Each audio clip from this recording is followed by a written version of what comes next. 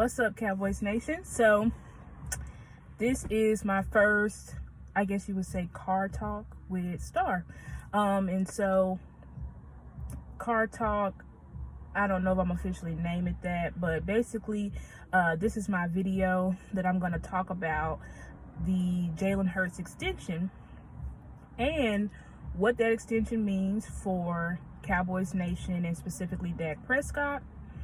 And then also you will see on the thumbnail, I asked the question, are the Cowboys betting with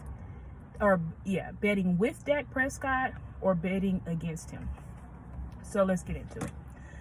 So we know yesterday news broke that Jalen Hurts broke the record for the highest paid quarterback. Well, actually, I think it was the highest paid player in league history, giving him a $51 million APY. If y'all don't know what APY means, it's just average per year. And he ended up having a phenomenal year. I don't think that many of us expected him to have the year that he had, just to be honest, because 2020 and 2021, he was kind of hot garbage. I mean, I just don't know how else to spin it. He was terrible, no accuracy, couldn't get the ball out of his hand. I mean, it was a lot of issues, but obviously they worked hard in the offseason prior to this season and pulled out something phenomenal and built an offense that basically a wildcat quarterback offense that worked extremely well and got them all the way to the freaking Super Bowl. And literally, if Jalen Hurts hadn't fumbled in that Super Bowl, they win that Super Bowl. So kudos to Jalen Hurts. Congrats, Mr. Hurts, on your money. But here's the issue that I take with it regarding our franchise and Dak Prescott. So however you want to spin it, yes, Jalen Hurts has been to an NFC Championship. Yes, he's been to the Super Bowl. Yes, he's second team All-Pro. But if you look at it and if you look at the context of what Dak Prescott is, what Jalen Hurts is, it's clear that Dak Prescott is better than him. So here's the issue that I take. As I said, I'm glad that Jalen Hurts got his money. He deserved it. But when it comes to my quarterback, our front office seems to think that it was a bright idea to simply restructure Dak Prescott's contract. And restructure is different than a extension, right? Because a restructure is basically you're just pushing money down the road. So it's like they convert some money into bonuses and things like that to basically bring your salary cap hit down. And that's all fine and dandy because obviously they restructured several contracts in order to bring in talent like Brandon Cooks and Stephon Gilmore. But you see, the issue is we could have saved more money if we simply had extended Dak Prescott. So the front office had two options. Either you extend Dak Prescott or you restructure him. The front office chose to restructure Dak, which pretty much put his cap hit. And I want to say Dak's cap hit next year is about $49 to $51 million, which is crazy, right? So you pushed it back to where that cap hit is that huge. So the only way you're going to be able to fix it is to restructure again, but that wouldn't really make sense because if you just keep restructuring, you're just going to have to keep restructuring, right? Like, it's better to just do an extension so that we don't have to keep talking about this, right? Because remember when Mahomes got extended May of 2020, we're not talking about his contract because it was like a 12-year contract. Like, so we don't have to worry about how much he's getting paid. We keep restructuring Dak every freaking year. Is going to be Dak's contract is going to keep being brought up into question, and you shouldn't really be doing that with your franchise. Your franchise quarterback should be paid, and then you worry about all the other players around him, paying them or cutting them or whatever you're going to do to figure out the money wise with those players to figure out who can stay on this team and who cannot. So the Cowboys chose to, as I said, restructure Dak Prescott instead of simply extending him. And I'm gonna be honest, it's a bit troublesome. And actually, I want to say it's a lot troublesome for me. Because here it is, our franchise quarterback, who literally, in 2020, got hurt, had that freak injury. Dak didn't have a off season at all. He was literally rehabbing the entire off season leading up to the 2021 season. Dak Prescott comes out versus Tampa in the 2021 season, plays lights out. Now, we lose that game, but we know it didn't have anything to do with Dak. And you can go through and you can look at all the 3 and 4 letter networks, content creators. Everybody was saying Dak Prescott was elite. Not he might be. They were specifically saying Dak Prescott is elite after that performance, because it does not make sense for a player to come back after the freak injury that he had with no preseason, no offseason, pretty much just rehabbing the entire time, and play the way he did. So when you have a quarterback that shows you that type of caliber, that is something that should make you say, I'm going to bet with this guy and not against him. So then we have last year, Dak also broke the franchise record for touchdowns. He threw the same amount of touchdowns as the MVP last year, Aaron Rodgers, which was 37 touchdowns. I think Dak had 10 interceptions. Aaron Rodgers had 4. And remember that this is in less games, because Aaron Rodgers didn't miss a game. Dak Prescott did, right? Because remember, he then had the freaking calf injury after he played lights out versus New England and put up the most yards against a Bill Belichick defense. I'll say that again. Dak Prescott, the guy that y'all say is mid, put up the most yards on a Bill Belichick defense. So after Dak does that, and I always like to bring this up as well, because you guys say, he's no Patrick Mahomes and he's no Josh Allen. Yet, statistically, if you're looking at passer rating, if you're looking at touchdowns, if you're looking at interceptions, Dak Prescott had a better year than Patrick Mahomes and Josh Allen. Am I saying that Dak is Patrick Mahomes? No. Am I saying that Dak is Josh Allen? No. They obviously are different quarterbacks. But am I saying that he had a better year? He had a better passer rating, better touchdowns, more touchdowns and less interceptions than those guys in a less game, because they played all 17 games. Dak only played 16. That would be correct. So you would think after Dak has that year, and granted, we didn't even nominate Dak to the Pro Bowl, so he couldn't even get an All-Pro nod. He should have been an All-Pro last year, but we couldn't give it to him. So anyway, Dak has a phenomenal season. Pretty much nothing to show for it. I think they tried to put him in, asked him to be in the Pro Bowl as an alternate, but honestly, it's insulting. So Dak said no. Like, it's insulting that y'all tried to bring me in as an alternate. Like, insulting as heck. I don't want to cuss, but insulting. Well, hell's in the Bible, so insulting as hell. All right. So then we go to 2022. What the heck happens? Dak Prescott gets hurt again because of decisions of our coaches, which still doesn't make sense to this day, to not have Tyler Smith play any reps at tackle the entire preseason and offseason. Well, I think he played tackle a little bit in OTAs, but literally all through training camp, all through preseason, didn't play any tackle reps. Tyron Smith goes down, which we all knew he was going to go down eventually. So it doesn't really make sense. Whether it was beginning of the year, middle, we knew Tyron Smith was going to go down. Tyron Smith hasn't played a full season since 2014. So we idiotically don't give Tyler Smith any reps and then just throw him out there at tackle week 1 versus Tampa. Of course, he's taking his lumps. He's getting murdered. I think it was by, what's that guy's name? I can't think of edge rusher's name, but you guys know the guy over there in Tampa land. Anyway, literally gets Dak hit, breaks Dak's freaking thumb. Dak has to have surgery now for 6 weeks. All right, great. So that happens, and we go on our little win streak with Cooper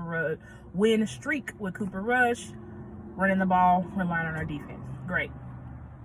Then our offense was literally terrible, literally bottom of the league, like 28th, 27th, and like 30th. We were terrible. Prescott comes back, offense shoots right back up to the number one. So once again, I'm saying all these things to show that, like, your quarterback, whether you want to say he's elite or great or whatever, Dak Prescott, you cannot just say he's a good quarterback. He is a great to elite quarterback. Because you don't have the season that he had last year after facing 2 injuries. And when I say last year, I mean 2 years ago. So because that was in 2021 season. Then when Dak comes back, he not only takes your offense back to number one, but I think no one threw more touchdowns than Dak Prescott when he came back, if I'm not mistaken. Y'all had to verify me on that, but nobody threw as many touchdowns. But see, we just focus on the interceptions, which there's been so many breakdowns on his interceptions. To shout out some people, content creators that have done breakdowns. Space Cowboy has done it, I believe. Boss Cowboy has done a breakdown on Dak's interceptions.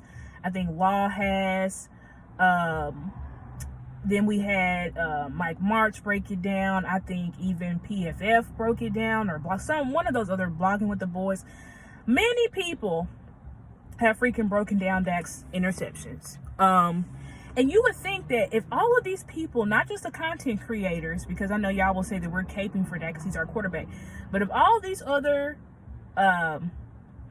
entities or coaches or former players and things like that, like the David Carrs and Kurt Warners, if they're all breaking down Dak's interception, and Mike March breaking down Dak's interceptions and the scheme that Kellen was calling, all of this stuff, if they're all doing it, then there must be a reason, right? Because you could just say, like I said, content creators, you're caping for that. But if all these people who don't have anything to do with Dak don't care if Dak's in the league or not, besides I know Mike Marsh said he's a fan of Dak, but these other guys like Kurt Warner and David Carr and who else? Like, it must be a reason, right? Because I don't think we've ever seen this before where somebody is breaking down a quarterback's interceptions in depth. And obviously I think they were broken down in depth because the media is trying to put out a narrative against your quarterback that's not true, right? If you just look at the number, oh, he threw this many interceptions, he missed half season, he sucks, right? But if you don't look at context, Mike Marsh said something that was great. Y'all should listen to his interview that he did on The Fan. I think it was Shannon RJ's show with Bobby Bill. And he says, I hate analytics. Now, I am not a I hate analytics person. I like analytics, but analytics have to have context to understand it. So Mike Marsh says, I hate analytics because it tells you what happened, but it doesn't really tell you why. Right? It doesn't tell you, okay, this may have happened, right? An analytic might say, exactly, bring up Dak Prescott. Dak Prescott threw 15 interceptions, but it doesn't explain why. It doesn't explain how those interceptions occurred. Okay? So, analytics may say that our pass block win rate for our offensive line was last in the league, but it doesn't explain why. Right? It doesn't explain what was happening to say, but if you look at that stat, you just say, you guys were terrible, you guys were awful. But it doesn't show why, because if you show why, then it will give you a reason to correct it, but also understand it. So, Dak Prescott has shown you continuously, and I'm just talking about the last 2 seasons. I'm not even talking about what Dak did his rookie year, what he did in 2018, where he literally got a receiver mid-season and they were the best wide receiver quarterback duo. I'm not talking about that. I forgot to even bring up Dak's 3rd and 30 to a a 33-year-old T.Y. Hilton that came off the couch. He just met him a week ago. Like, when your quarterback is able to do these types of things, that would mean that he's great to elite, not just good. Because we see some just good quarterbacks. Like, for instance, Kirk Cousins. Kirk Cousins is a prime example of a good quarterback. We're not going to say he's great. We're not going to say he's elite, but he's pretty good. He can pretty much get his team to win. Well, this might be the first time this wasn't the first time he was in playoffs, but I think in a while with the Vikings, if I'm not mistaken. But it's like, you have guys. Derek Carr. I consider Derek Carr a good quarterback. I know he had a terrible season last season, but you can look into why he had a terrible season. I don't need to go into that, but it's out there. You can just Google it. So, but when you see a quarterback like Dak Prescott, who literally can have connections with his wide receivers that he hasn't really had much time with, that can come off of injury with no training camp, no preseason, and play the way that he did. Like, when you see those things, that means that you're a great quarterback. And whenever there's a time that they're not performing well, you need to, at this point, why are we still questioning Dak Prescott? And that brings me to my whole point. Why is our front office still questioning Dak Prescott? And you may say, Star, well, how do you know they're questioning Dak Prescott? Because they did not give him his extension. Dak Prescott, which the front office can still give Dak Prescott his extension, but the issue is, why did you wait for Jalen Hurts to get paid first? We knew all of these quarterbacks were up for extension. Jalen Hurts, Joe Burrow, Justin Herbert, Lamar Jackson. All of these guys are looking for their second contract. Everybody knew that. After the season that Dak had, basically taking those nothing receivers besides CeeDee Lamb, and CeeDee Lamb had to emerge. He wasn't who he was at the end of the season, at the beginning of the season. So when you take a guy who literally was this close to making the NFC Championship, that put up the best playoff performance in franchise history, may even be top 10 in league history. When you have a guy like that, you extend him immediately. The front office should have extended Dak right after the season, because he has proven and he has shown to you that I am that dude. I am the franchise. I should be your franchise for the next 10 years. As long as I can stay healthy, I should be your franchise quarterback for the next 10 years. And we have Jerry and Steven saying all of these things, that they really believe in Dak, and Jerry saying he compares Dak to Tom Brady, and that he's just going to get better as he gets older, and all of this stuff. And Steven saying, oh, we believe in Dak. We think he's our quarterback for the next 10 years. That's all great, but that's all talk. Because when it was time to put the ink on the paper, you haven't done anything. So, once again, we are waiting again to pay Dak Prescott. We're going to wait till all of these, and I have a feeling we're going to wait till all of these guys get a contract before we pay Dak Prescott. Which once again shows that the front office is betting against him. They're telling Dak, hey Dak, you go out there and you win us the Super Bowl, and then we'll see about giving you another contract. Instead of simply saying, hey Dak, you've shown us enough. We believe in you now. Let's get the extension done now. So this is the issue that I take up with our front office, guys. They say a lot of things, but when the rubber meets the road, it's like they don't fall through on it. Steven said he learned from the first incident, from not giving Dak an extension in 2019, right after or before Carson Wentz got paid, even though it was clear that Dak was better than Carson Wentz at that time. You know what we did? We waited to try to give him a contract the next year. Literally made Dak play a whole 2019 season and then tried to give him a contract. And that didn't work out. So then he had to be franchise tagged. Then he got hurt. Like, do you guys understand what I'm saying? And I know that the front office has done things that they haven't done in years. For instance, being aggressive the first week in free agency. They haven't done that in years. Being aggressive in the trade market. Our team is terrible at trading. They're great in draft. But they're terrible in trading, in free agency. Well, I won't say they're terrible in free agency, but they just don't go after big names. You guys know, they bargain bin shop, right? Or bargain basement shop. They do those things. So when you literally have...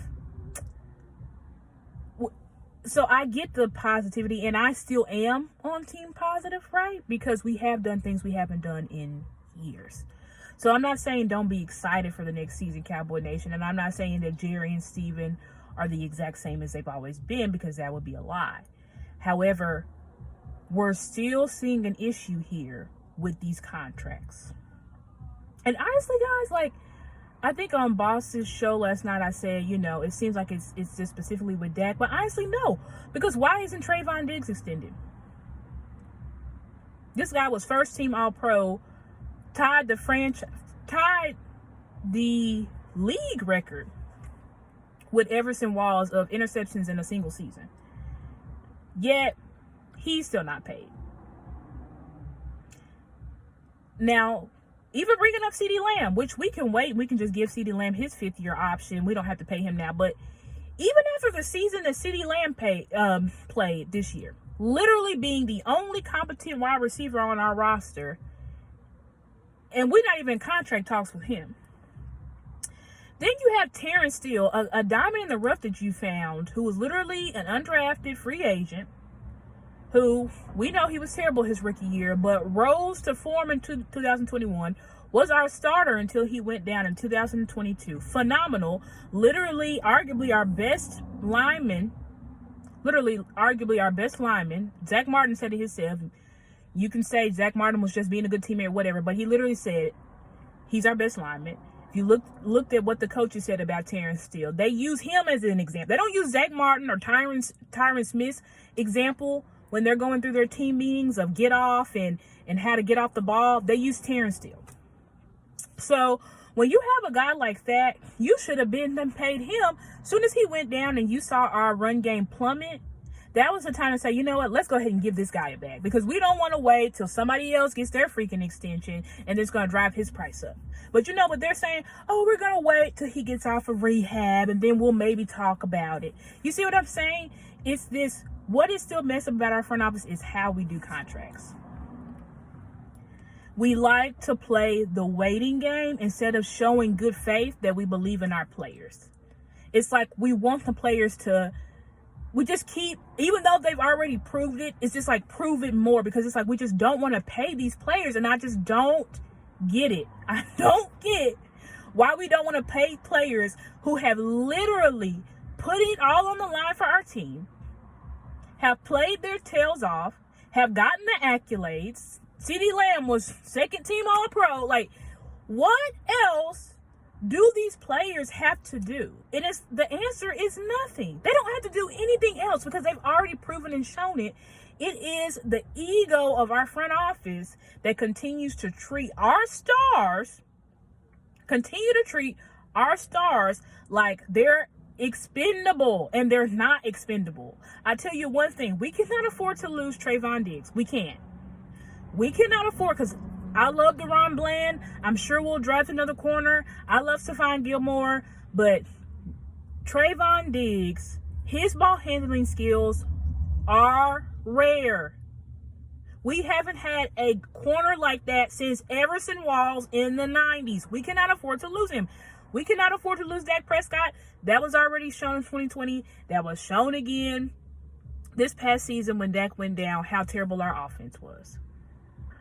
Like, do you guys realize that? Like, we can't afford to lose these players. I don't even think personally we can afford to lose CeeDee Lamb, that caliber of wide receiver. But here we are playing around with their money and their contracts. And so I've been talking to y'all for about almost 30 minutes. So I'm going to just say this last thing and I'm going to let out.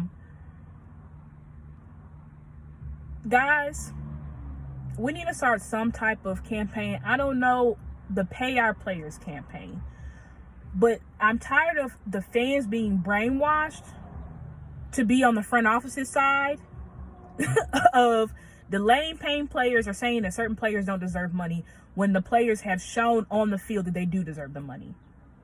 So y'all can help me out in the comments. what campaign should we try to start? We can put it on our social medias and things like that. But we need to start paying our players.